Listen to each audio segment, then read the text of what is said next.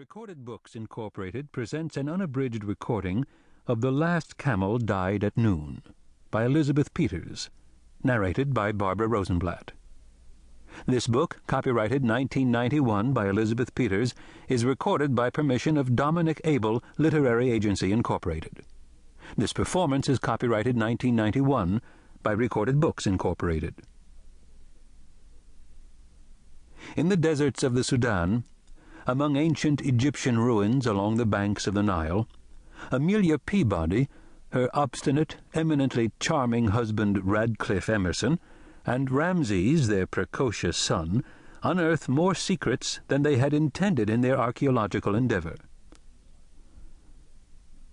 Rich in eccentric historical characters, such as Field Marshal Kitchener, Sirdar of the Egyptian army, the Mahdi, and Slatin Pasha, the story unfolds during the River War as Kitchener's army rolls south up the Nile.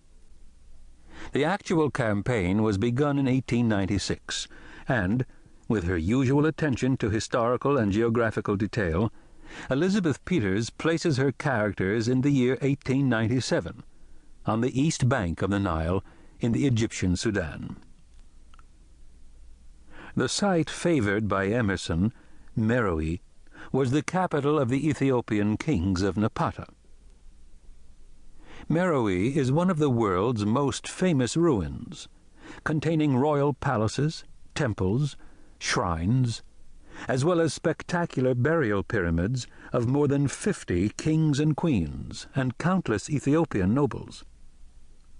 At the time of the Emerson expedition, however, the site had only been surveyed by the famous German Egyptologist Carl Richard Lepsius, some 50 years earlier. Thus Emerson is anxious to explore and excavate what he predicts will hold a wealth of artifacts and information. Over his wife's objections, he declares, "Think of it, Peabody, to investigate not only the continuation of that mighty civilization, but perhaps its roots as well." What they discover along the way, in precarious, newly occupied territory, in the vast desert, and in the lands of a mysterious tribe, perhaps the descendants, the very continuation of that mighty civilization Emerson seeks, is not the oasis of archaeological delights anticipated, but rather a flirtation with danger, outrivaling all the adventuresome family's previous predicaments. And now, The Last Camel Died at Noon. Book 1. Chapter 1. I told you this was a harebrained scheme. Hands on hips, brows lowering, Emerson stood gazing fixedly at the recumbent ruminant. A sympathetic friend, if camels have such, which is doubtful, might have taken comfort in the fact that scarcely a ripple of agitated sand surrounded the place of its demise. Like the others in the caravan, of which it was the last, it had simply stopped, sunk to its knees, and passed on, peacefully and quietly.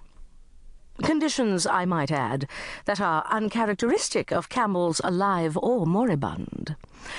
Those conditions are also uncharacteristic of Emerson. To the readers who have encountered my distinguished husband in the flesh